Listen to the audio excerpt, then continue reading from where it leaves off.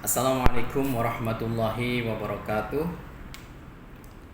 Kita coba merefleksikan kasus yang dialami atau yang menimpa atau yang dilakukan oleh Ustadz Yusuf Mansur. Jadi secara substantif beliau mungkin tidak layak disebut ustadz, karena ustadz itu sensitivitas keagamanya kan tinggi, itu ciri utamanya kan di sana. Kemudian kepedulian kepada umat, apalagi kepada binaannya sendiri, itu biasanya di luar kebiasaan pada umumnya, jadi sangat tinggi juga ya. Kemudian ilmu agamanya mumpuni, dia memiliki banyak guru keagamaan, sekian ratus bahkan ribu kitab mungkin sudah pernah dia telan, dia pelajari, beberapa di antaranya mangkul langsung dari gurunya, dari pak kiainya. Kemudian juga koleksi buku-buku atau kitab pribadinya cukup banyak. Dan dia memiliki ritual keagamaan ya, pengamalan keagamaan yang jauh di atas orang kebanyakan.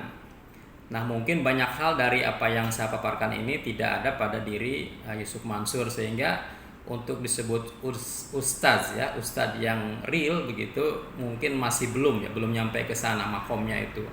Tapi kalau disebut mendadak ustadz ya oke lah, karena banyak era digital ini memunculkan, atau era informasi ini memunculkan ustadz-ustadz mendadak ya, dadakan menjadi ustadz gitu.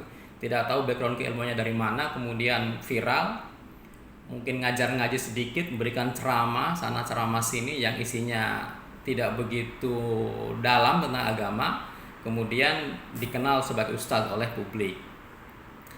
Nah, karena itu untuk disebut sebagai ustadz dalam makna yang yang sesungguhnya, saya kira Yusuf Mansur belum nyampe ke sana ya. Karena apa? Karena saya punya banyak teman yang di pondok begitu, keilmuannya luar biasa, kemudian dari sisi penguasaan keagamaannya juga mendetil dalam, dan sekian banyak kitab telah mereka pelajari ya bersama saya juga. Itu tidak disebut ustadz, bahkan tidak dikenal di publik luas ya. Ya, tapi mereka biasa ngisi pengajian, ngajar ngaji ya, ada yang punya pondok, kemudian jadi pejabat A, jadi pejabat B. Intinya keilmuan keagamian tinggi, kemudian juga giroh menyebarkan Islam sangat tinggi, tapi tidak disebut ustadz ya. Biasa aja gitu ya, ada yang nyebut kiai, ada yang nyebut ustadz ya ada, kemudian ada yang nyebut namanya bapak biasa dan seterusnya ya. Jadi itu yang dialami teman-teman saya, dan mereka biasa aja, tidak menyebut dirinya sebagai ustadz gitu. Adapun yang menyebut atau memanggil dia ustadz ya tidak masalah, biasa-biasa aja. Tapi secara substantif justru saya lebih respect teman-teman seperti inilah, atau seperti teman-teman saya inilah yang layak disebut ustadz yang real begitu. Nah, saya kira disebut pengusaha juga belum saatnya ya, belum layak gitu. Karena pengusaha itu harus memiliki jiwa yang handal, yang tangguh, tidak mengandalkan kepada orang lain. Jadi punya sisi visi ekonominya itu jelas, dari mulai funding, pencarian dana, bagaimana memanage usaha itu perusahaan, sehingga dia bisa mempekerjakan ya banyak orang, merekrut banyak tenaga kerja, dan dia menjadi timnya yang solid, yang bisa dikelola, dimanage oleh dia. Nah, itu mental tangguh atau kemampuan manajerial seorang pengusaha. Jujur saja yang saya tahu, Ustadz Yusuf Mansur ini tidak kelihatan fundingnya, sumber dananya dari mana ya. Mohon maaf kalau misalnya saya sebut, mungkin itu adalah dana investasi yang diserahkan oleh para investor, kemudian mismanagement, mungkin dari sana, atau mungkin dari sedekah-sedekah yang masuk lewat dia, yang seharusnya untuk langsung disampaikan kepada kepentingan umat melalui fakir miskin, pendirian lembaga sosial, lembaga dakwah, lembaga pendidikan, atau mungkin beasiswa, pembangunan masjid dan lain-lain, pondok dan seterusnya ya. Tapi kemudian dikelola sebagai, atau seakan-akan ini aset pribadi yang kemudian dijadikan modal untuk dia berinvestasi di sana sini. Mungkin ya, tapi ini jangan dijadikan rujukan, ini hanya dugaan-dugaan kan begitu. Nah, seharusnya dia punya background ya kan, pemodal siapa-siapa, misalnya kalau misalnya syirkah begitu, atau mungkin fundingnya dari bank mana yang memulai bisnisnya itu loh, atau mungkin dia bekerja dulu sebagai karyawan atau bisnis kecil-kecilan kemudian naik begitu. Itu banyak yang grafik pengusaha seperti itu ya, dari nol kemudian meroket. Nah kalau Yusuf Mansur ini tidak kelihatan dari awalnya tiba-tiba dia punya uang banyak sehingga mengundang kecurigaan atau diduga dana itu adalah dana sedekah yang dia kumpulkan itu dari sana sini begitu ya, sehingga menghasilkan atau menghimpun dana umat yang sedemikian banyak yang seharusnya disalurkan untuk kepentingan umat lagi, kemudian dia gunakan untuk bisnis pribadi ya. Nah kemudian jiwa tangguh atau kokoh mengelola sebuah perusahaan tidak ada.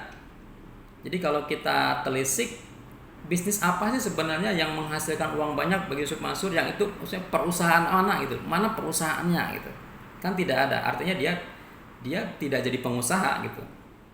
Nah sehingga uang-uang yang ada itu hanya diinvestasikan sana sini, dia beli saham, kemudian setiap bulan atau setiap periode kemudian dia masuk menerima bagi hasilnya itu dari investasi yang dia tanam ya, mungkin seperti itu.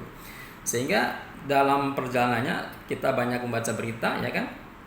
Jadi ketika ada peluang itu dia juga bisa menjadi broker itu.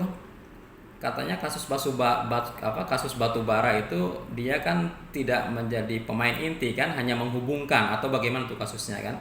Kemudian kasus beli tanah untuk perumahan syariah ini di luar kasus Hotel City ya. Kemudian kasus yang di Jogja itu dan seterusnya. Jadi kasusnya itu banyak ya, tidak hanya satu. Jadi para investor itu juga banyak jumlahnya ya. Kemudian yang sedekah juga di seluruh tempat pengajiannya mungkin selalu dihasung untuk bersedekah sehingga uang itu terkumpul banyak. Nah jadi ini sumber modal kemudian usaha yang dilakukan oleh Yusuf Mansur dalam mengelola harta yang dia keep itu, yang dia pegang itu ya. Kemudian distribusinya mungkin beliau berikan ya, sebagian ke santri-santrinya, kemudian ke pondoknya, untuk mukafaah gaji dari para asatidnya dan lain-lain. Saya kira distribusinya mungkin kurang lebih seperti itu ya. Tapi dalam hal pendapatan dana itu, kemudian pengelolaan dan bahkan distribusi, catatannya adalah tidak diberikan kepada para investor. Hak investor itu masih banyak yang belum diberikan ya, belum dapat begitu sampai hari ini. Saya kira ini refleksi pribadi beliau ya. Jadi disebut ustaz ya kurang mumpuni keilmuannya, disebut pengusaha tidak kelihatan sebenarnya dia punya perusahaan besar apa gitu. Nah, kemudian mungkin yang lebih layak itu ya disebut motivator beliau itu. Motivator itu artinya dia punya kemampuan motivasi dan cenderung dusta juga. Kalau motivator judgementnya tidak seperti kepada agamawan ya. Ya, jadi melampaui apa yang sesungguhnya, yang penting untuk memotivasi orang sehingga orang itu melakukan satu aktivitas yang positif. Nah, itu motivator itu kan begitu. Ya, mungkin beliau layaknya di sini di kelas motivator ini. Ya, kalau bohong-bohong dibumbui mungkin kalau motivator kan tidak begitu problem ya kan. Tapi kalau agamawan, ustadz ya masalah kalau misalnya membohongi atau melakukan kebohongan publik gitu. Nah, itu saya kira untuk sekedar refleksi singkat ya. Kemudian pelajaran yang kita ambil ini untuk publik, untuk umat, jadi jangan terlalu mudah kepada orang per orang, baik itu backgroundnya apa saja, termasuk juga agamawan. Kita tetap harus berpegang pada koridor atau jalur profesionalitas. Jadi lihat profesional apa tidak ya, sesuai aturan yang berlaku di negara kita apa tidak, itu perlu dicermati. Apa saja kasusnya, apalagi kasus muamalah, kasus sosial, tetap kita berpegang teguh pada patokan-patokan itu ya. Jadi yang perlu saya sampaikan ke publik, apalagi kasus keuangan, yang namanya uang itu sangat sensitif ya.